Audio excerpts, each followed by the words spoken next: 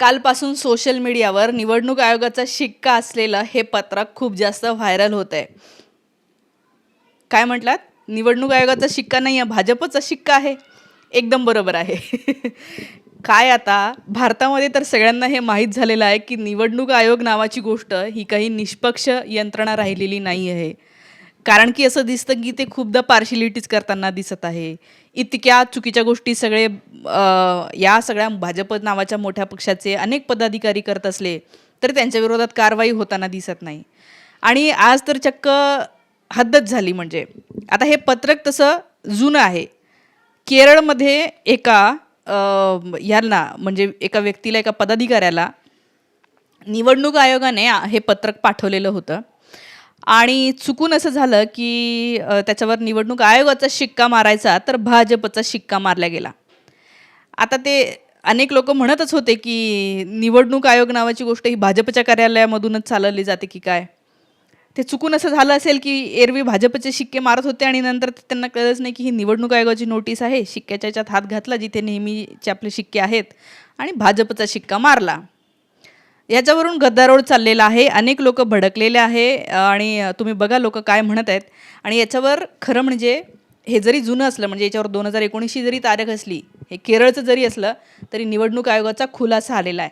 आणि निवडणूक आयोग असं म्हणतं की पक्षांना पाठवलेल्या या पत्रावर भाजपचा शिक्का ही एक टेक्निकल एरर होती. टेक्निकल एरर म्हणजे जसं काय शिक्का मारायला यांनी रोबोट ठेवलेला आहे की त्या रोबोला कळलंच नाही कोणता शिक्का मारायचा. मग किती उल्लू बनवतात बरं हे आपल्या सगळ्यांना. नका करू ना असं. आता माझ्यावर तुम्हाला माहिती आहे आचारसंहिता भंग केली म्हणून केस केलेली आहे. आता मला सांगा, मी कुठल्या पक्षाची पदाधिकारी आहे का, कार्यकर्ता आहे का, मी कुठल्या पक्षाचा प्रचार करत होती का, हां, की माझ्यावर त्यांनी आचारसंहिता भंगचं हे लावलेलं आहे की म्हणे आता प्रचाराचा कालावधी संपल्याच्या नंतर तुम्ही पक्षाचं नाव घेता. प्रचाराचा कालावधी संपल्याच्या नंतर मी काय उमेदवार होती का, मी कुठल्या उमेदवाराला मत द्या असं म्हणलं आहे का कालावधी संपल्याच्या नंतर? काही नाही. पण माझ्यावर त्यांनी कारवाई केली. का केली असेल? आणि माझ्यावर कारवाई निवडणूक आयोगाने केली. लक्षात घ्या, निवडणूक आयोगाच्या व्यक्तींनी ती FIR नोंदवली गेली. गायकवाड म्हणून व्यक्ती होते. आता त्यांचं जर का मी सगळं डिटेल बाहेर काढलं ना, माझ्याकडे आहेच सगळं डिटेल, पण उगीच त्यांना त्रास होईल. कारण की त्यांच्यासोबत बोलणं झाल्याच्या नंतर कळलं की ते म्हणाले की नाही, मला तसा आदेश आला होता. मग त्यांना ज्यांचा आदेश आला त्यांना विचारलं तर ते म्हणतात नाही नाही ते असं झालं होतं. इतके घाबरलेले आहेत सगळेच्या सगळे.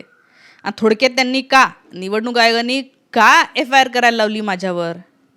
तर हे आपल्या सगळ्यांना माहिती आहे की आज सत्तेत बसलेल्या भाजपचं काय काय चुकतं हे मी तुम्हाला पुराव्यानिशी दाखवते, आकड्यानिशी समजावून सांगते आणि हेच त्यांना झोंबतं. मग भाजपला टीका करते हे निवडणूक आयोगाला का नाही आवडत?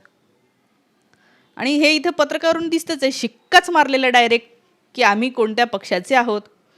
खरं तर संविधानकर्त्यांनी संविधान जे निर्माण केलं आपलं, ह्या संविधानामध्ये असं सांगितलं की ही एक यंत्रणा असेल, जसे परीक्षा घेणारी एक यंत्रणा असते. ती हे बघत नाही की पेपरला बसलेला माझा मुलगा आहे का, शेजारचा आहे का, कोण आहे. त्यांचं काम असतं की कोणी कसा परफॉर्म केला हे पाहणं, निष्पक्ष. पण आपल्याकडे निवडणूक आयोग दिसत नाही निष्पक्ष. त्यांचं फक्त एकाच आपल्याच लेकराकडे लक्ष असतं, नाही यालाच मार्क मिळवून द्यायचे, नसले तर काहीतरी ॲडजस्टमेंट होऊ द्यायची, करणाऱ्या लोकांना ॲडजस्टमेंट करू द्यायची, सगळे घोळ होऊ द्यायचे. एवढे निवडणूक आयोगाने वोट चोरी झाली, पुराव्यासहित दाखवलं. महाराष्ट्रामध्ये तर इतकं हास्यास्पद गोष्ट आहे की जितके लोकच नाही आहे तितके मतदान दाखवलं आहे. आकडा जास्त दाखवलेल्या लोकसंख्येपेक्षा विचार करा तुम्ही, ॲडल्ट वोटरपेक्षा वोटिंग झालेल्याचा आकडा जास्त दाखवला आहे. इतके सगळे घोळ झालेले आहेत आणि हे सरळ दिसतंय. आणि आज तर त्यांनी शिक्काच मारून टाकला आणि म्हणले टेक्निकल एरर आहे. ओके, ठीक आहे. आता उत्तर तुम्ही काही ना काही देणारच होते, पण जनतेला जे समजायचं ते आधीही समजलं होतं. आता त्याच्यावर फक्त एक मुहूर्तमेढ रोवलेली आहे. काही लोकांनी असे फोटो, निवडणूक आपले अध्यक्ष जे आहेत ते आपले चीफ इलेक्शन कमिशनर, त्यांचा असा फोटो ज्याच्यावर कमळाचं शिक्कावरती लावलेला आहे, असे बरेच व्हायरल केलेले आहे. ठीक आहे, आता आपण काय म्हणायचं, म्हणजे असं करणं मला सुद्धा आवडत नाही, करूही नये, हे कोणी केलेलं असेल त्यांनी.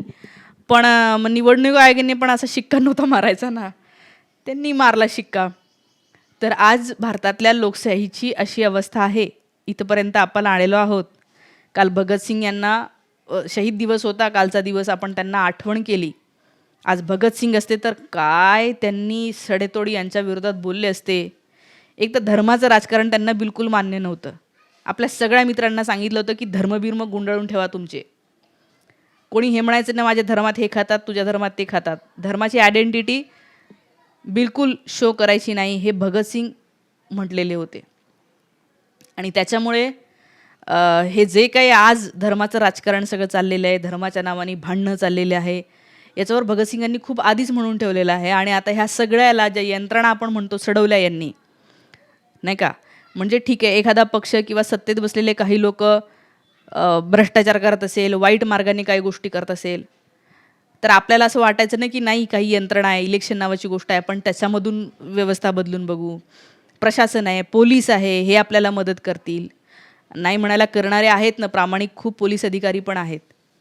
पण मोठ्या प्रमाणावर जे आहेत ना, खूप दबावामध्ये आहेत ते. खूप लोकांशी मी पण बोलते, मलाही कळतं इतक्या दबावामध्ये आहेत सगळी व्यवस्था की ते काम करू शकत नाही आहेत. वेगवेगळ्या प्रकारचा दबाव त्यांच्यावर आहे. महाराष्ट्राचे पण निवडणूक तुम्हाला माहिती आहे अध्यक्ष कोण आहे निवडणूक आयोगाचे, कसले म्हणजे त्यांच्या चेहऱ्यावर दिसतं की फुल घाबरलेले आहे. जे सांगितलं तेवढंच फक्त बोलायचं. ही अवस्था झालेली आहे. कधी कधी वाईट वाटतं की कुठे गेला आहे हा आपला देश. आणि म्हणून बोललं पाहिजे. काल भगतसिंगांचे मी ज्या 4 ओळी तुम्हाला सांगितल्या की जगभरामध्ये कुणीही जरी अन्याय यात असेल आणि तुम्ही सुखाने जगू शकत असाल तर तुम्ही गुलाम आहात. तुम्ही त्यांच्यासाठी बोललं पाहिजे. त्यांचा भार तुम्हीसुद्धा उचलला पाहिजे. इतरांच्या गुलामीचा, इतरांच्या शोषणाचा भार हा सगळ्यांनी उचलला पाहिजे. तरच आपण ह्युमन बीइंग आहोत, असं भगतसिंग म्हणाले होते. या सगळ्या गोष्टी आहे. तुमच्या प्रतिक्रिया मित्रमैत्रिणींनो येऊ द्या. थांबते. Thank you so much.